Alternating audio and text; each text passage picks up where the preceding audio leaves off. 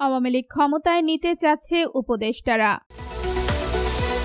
আওয়ামী লীগের সমর্থন বাড়ছে নাকি কমেছে? এবারে বিস্তারিত।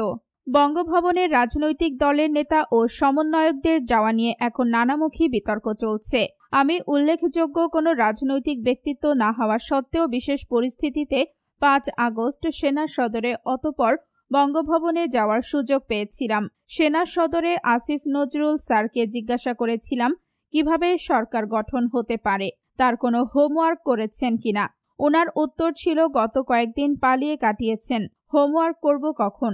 ওনার বডি ল্যাঙ্গুয়েজ, কথা বলার ধরন যা কিছু দেখেছি তাতে আমি বিশ্বাস করি উনি সত্য কথাই বলেছিলেন। সেনাপ্রধান বক্তব্য শেষে যখন সবাইকে তার সাথে বঙ্গভবনে যাওয়ার অনুরোধ করলেন তখন মির্জা ফখরুল ইসলাম আলমগীর সহ অধিকাংশ রাজনৈতিক নেতৃবৃন্দই প্রথমে যেতে চাননি। সেনাপ্রধান দেশের ক্রান্তি লগ্নে সবার সহযোগিতা চেয়ে বারবার রিকোয়েস্ট করেছিলেন। অপরদিকে জাতীয় পার্টির আনিসুল ইসলাম মির্জা ফখরুল ইসলাম আলমগীর সাহেবকে বারবার বলেছিলেন যে আমাদের যাওয়া উচিত। পরে সবাই যাওয়ার সিদ্ধান্ত নেয়। সেনার সদরে গিয়েছিলেন বিএনপির মির্জা ফখরুল ইসলাম আলমগীর সহ অনেকে।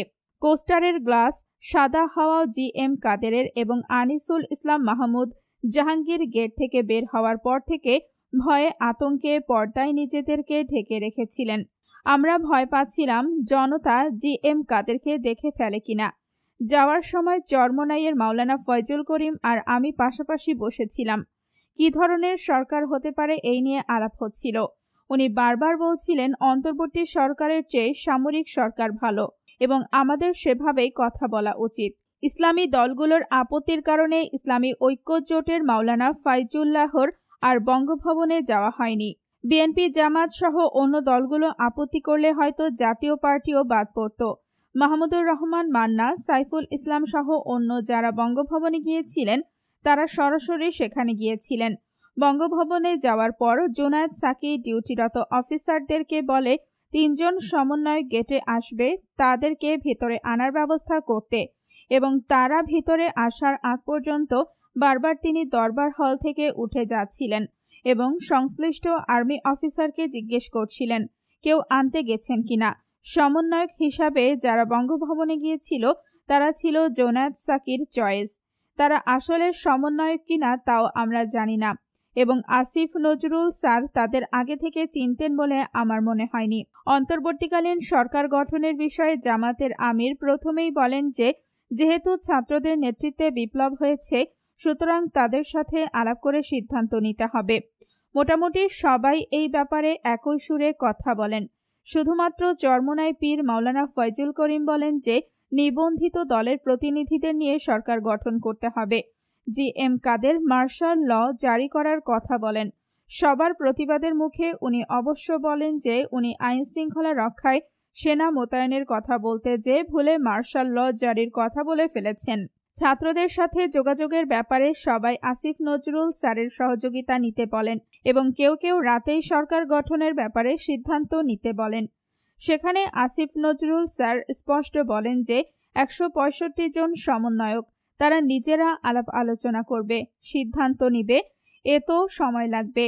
এখন বিপ্লবী সরকার না হওয়া, বঙ্গভবনে ভুয়া সমন্বয়ক নিয়ে যাওয়া ইত্যাদি নানা বিষয়ে যেভাবে এককভাবে আসিফ নজরুলের ওপর দায় চাপানো হচ্ছে তা বাড়াবাড়ি।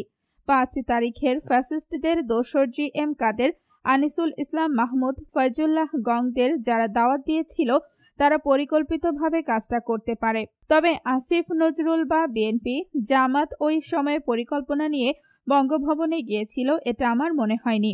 হঠাৎ এত বড় পরিবর্তনে হোমওয়ার্ক না থাকায় তারা সেই পরিস্থিতিতে যা ভালো মনে হয়েছে তাই করেছেন। বাংলাদেশে শেখ হাসিনা সরকার উৎখাত ভারতের জন্য একটি বড় ধরনের রাজনৈতিক পরাজয়।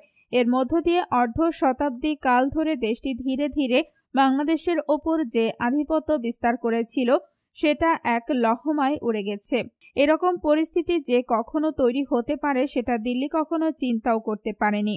দক্ষিণ এশিয়ার দেশগুলো থেকে একের পর এক ধাক্কা খাওয়ার পর বাংলাদেশেও দেশটি যেভাবে পরাজিত হলো সেটা তারা কিছুতেই মেনে নিতে পারছে না। মুখে হিন্দু ধর্মের লোকদের ওপর অত্যাচার ও নিপীড়নের কথা বললেও বিষয়টিকে তারা ধর্মীয় দৃষ্টিকোণ থেকে দেখছে না। দেখছে রাজনৈতিক বিবেচনায়। ধর্মীয় দৃষ্টি থেকে দেখলে ভারত সরকার নিজেদের দেশে মুসলিমদের ওপর অত্যাচারের বিষয়ে নজর দিত।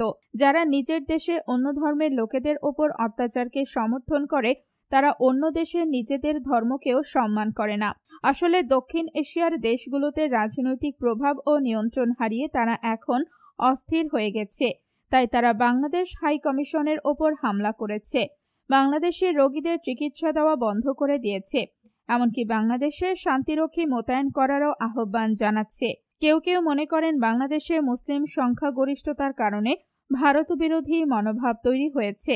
এটা সম্পূর্ণ ভ্রান্ত ধারণা। তাই যদি হবে তাহলে হিন্দু রাষ্ট্র নেপালে ভারত বিরোধী পরিস্থিতি তৈরি হলো কেন? আওয়ামী লীগের সমর্থন বাড়ছে নাকি কমেছে? এদিকে ছাত্রের লাশ দেখে অনেক আওয়ামী লীগ পরিবারের সদস্যরা নির্বাক হয়ে যায়। ক্ষেত্র বিশেষে অনেকে আন্দোলনেও যায়। আওয়ামী বিদ্বেষী মধ্যবিত্ত শ্রেণী আওয়ামী লীগ সমর্থন না করলেও নিউট্রাল ছিল, যা পারতপক্ষে আওয়ামী লীগের ফেভারেই ছিল শেষ 10 বছর। শিক্ষিত ও মধ্যবিত্ত আওয়ামী লীগ সমর্থকরা দলের বিপক্ষে না গেলেও অনেকে একেবারে নিউট্রাল হয়ে যায় জুলাইয়ের এতগুলো লাশ দেখে। কারণ শিক্ষিত এবং মধ্যবিত্ত আওয়ামী লীগ সমর্থকরা দলের প্রচুর সমালোচনা করে। দল ভালো কিছু না করলে ডিফেন্ড করে না কখনো। বিভিন্ন পেজ থেকে নিরপেক্ষ ভান ধরা প্রোপাগান্ডা পোস্টগুলো তাদের মনোজগতে বিশাল আঘাত করে। সেই সাথে কুচিন্তায় মোড়ানো প্রোপাগান্ডাগুলো ডিবাঙ্ক করতে পারেনি আওয়ামী লীগের অনলাইন সেল। ফলাফল মহামারী বিপর্যয়। 5 আগস্টের পর এই শিক্ষিত এবং মধ্যবিত্ত আওয়ামী লীগ সমর্থকরা আবার দলের হাল ধরেছে। এত বছর লীগ বিমুখ থাকলেও বঙ্গবন্ধুর বাড়ি পোড়ানো, মুক্তিযুদ্ধকে মুছে ফেলার অপচেষ্টা, দেশে নিরীহ লীগ নেতাকর্মীদের হত্যা নির্যাতন এবং মব জাস্টিস দেখে তারা এখনো আওয়ামী লীগকে শ্রেয়তর দল মনে করেছে।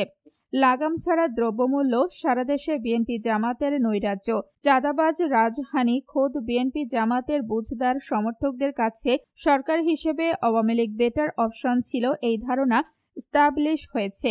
এখন আওয়ামী লীগের উচিত তাদের সমর্থকদের যোগ্য নেতৃত্ব উপহার দেওয়া, সারা দেশে আগামী নির্বাচনের প্রস্তুতি নেওয়া, দেশের শিক্ষিত মধ্যবিত্ত খেটে খাওয়া মানুষকে নিয়ে কাজ করা, আর ওদের সব সমর্থককে নিউট্রাল করা। নির্বাচনের 1-1.5 বছর বাকি। কাজ করলে কোনো কিছুই অসম্ভব না। আপাতত ক্ষমতায় আসা অসম্ভব মনে হলেও সর্বোচ্চ আসন নিয়ে বিরোধী থাকার মতো স্ট্র্যাটেজি নিয়ে আগাতে হবে। ত্যাগী পোড় খাওয়া কর্মী সমর্থকরা থাকবে, কিন্তু ফ্লোটিং ভোট এবং নতুন প্রজন্মকে নিয়ে কাজ করতে হবে। এদের আস্থা ফেরাতে হবে। এদের আস্থা অর্জন করেই ক্ষমতায় আসতে হবে বিপুল গণরায় নিয়ে।